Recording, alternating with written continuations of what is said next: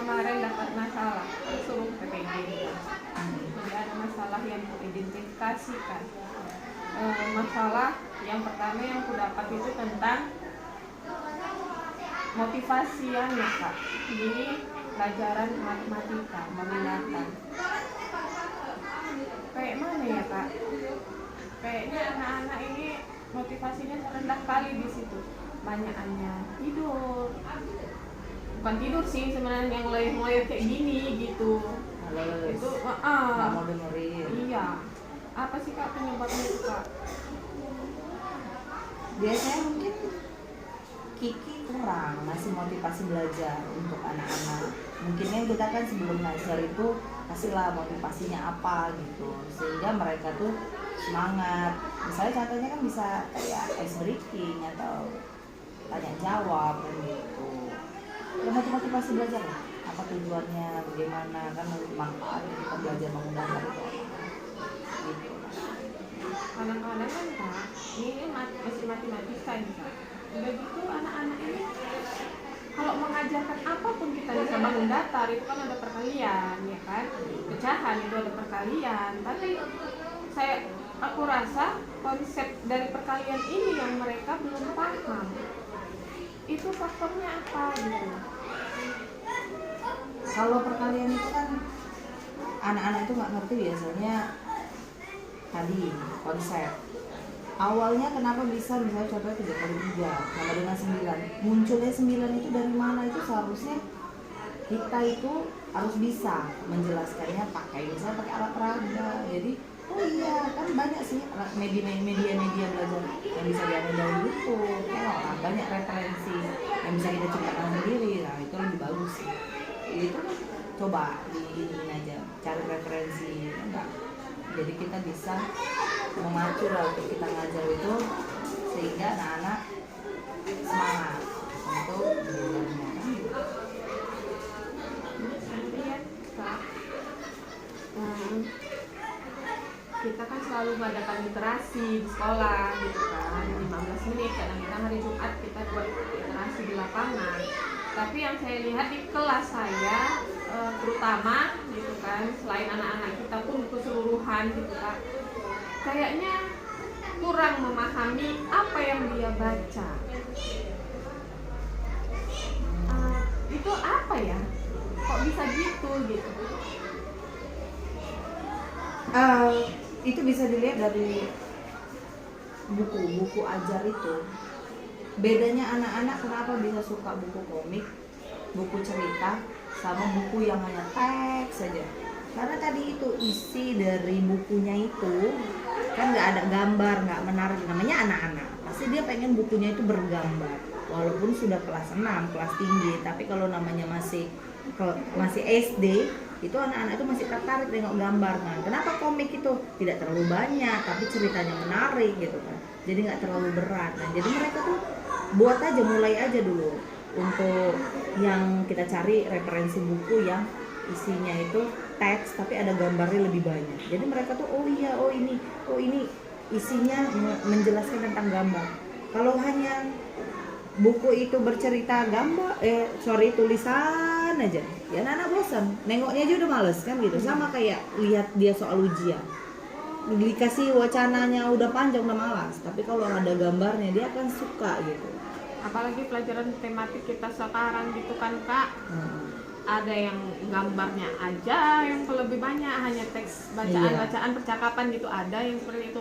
Tapi anak-anak lebih ke yang ada bacaan semua itu Kak. Yang di tematik kan ada tuh bacaannya semua. Itu mereka memang kurang sih dalam hal itu gitu. Berarti aku harus cari referensi yang lain ya, supaya mereka lebih menarik gitu ya Kak ya. Kemudian kan Kak, kadang-kadang kita kan setelah mengerjakan itu ada soal-soal hots. Anak-anak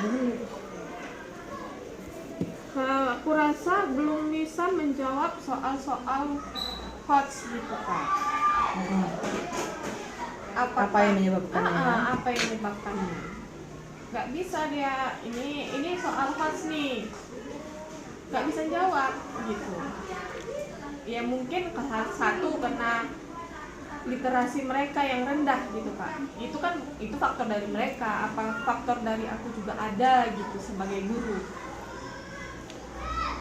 HOTS itu kan apa kepanjangan?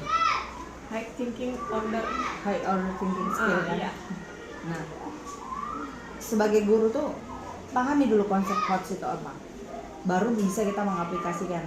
Kalau kita hanya tanya jawab, itu kan high order thinking skill juga kan. Kalau misalnya ditanya tanya jawab itu kita memacu, kita kasih masalah, tapi kita nggak ngerti sebenarnya konsepnya itu yang kayak mana.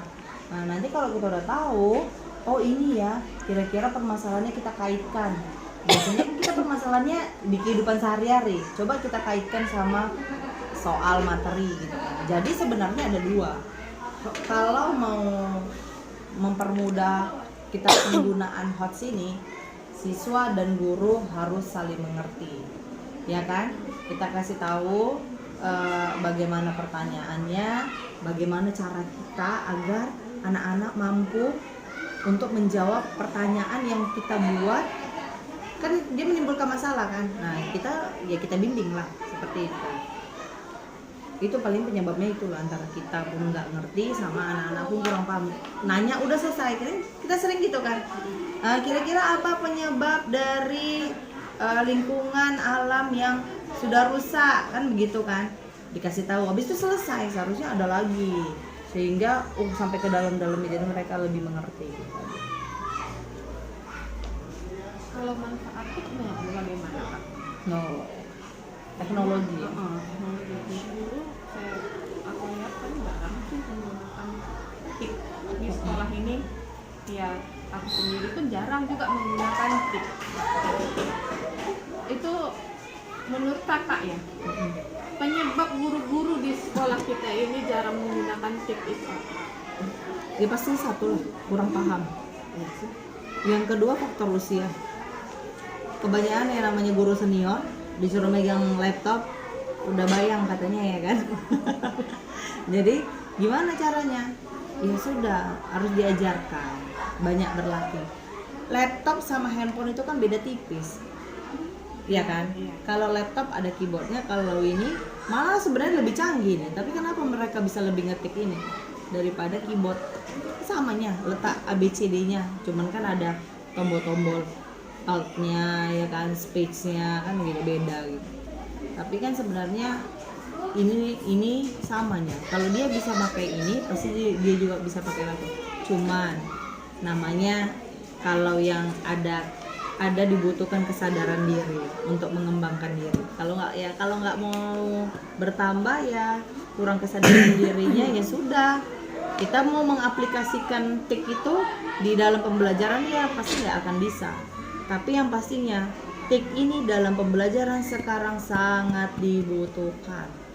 Apalagi kita sudah banyak ya bisa menggunakan aplikasi, banyak lah, PowerPoint saja sudah ada, terus kemudian Canva ya kan, banyak sekali YouTube, kita bisa cari medianya dari Google. Kita nggak terlalu capek sebenarnya kalau kita pakai TIK ini. Kita menjelaskan itu nggak terlalu capek karena sudah ada gambar nyatanya. Kalau dulu kan kita berandai-andai, nah gitu. Sih menurut saya TIK itu sangat penting gitu. Yang terakhir Kak, mengenai masalah yang saya dapat kemarin itu mengenai pembelajaran diferensiasi. Pembelajaran diferensiasi itu kan kita membedakan minat siswa, bakat siswa gitu kan. Seberapa pentingnya sih Kak pembelajaran diferensiasi itu? Karena kan memang di kelas saya itu pembelajaran diferensiasi itu kan saya sendiri aja belum saya lakonkan. Karena kadang kita ini membedakan, misalnya satu, ini bagian sini nggak bisa baca kan gitu kan, yang sini bisa baca. Kadang-kadang mau menunggukan yang ngajarkan yang nggak bisa baca ini kan waktu tadi, pembagian waktunya yang sempit. Sementara di sini udah lain subtemanya, PB-nya udah beda, PB 1 ya kan, pembelajaran pertama. Di sini lanjut pembelajaran 2 nya udah terkejar. Yang di sini belum karena dia nggak bisa baca. Jadi mensinkronkannya itu dengan jumlah siswa yang terlalu banyak, ya saya sendiri sebagai guru masih kurang, masih menyamaratakan. iya, masih belum bisa membagi lah antara yang nggak bisa, jadi paling bagi waktunya pun sempit sekali, jadi nggak Ibaratnya jalan. kasihan lah yang sudah di luar gitu Iya, ya. jadi kan harus menunggu Harus begitu menunggu. kan.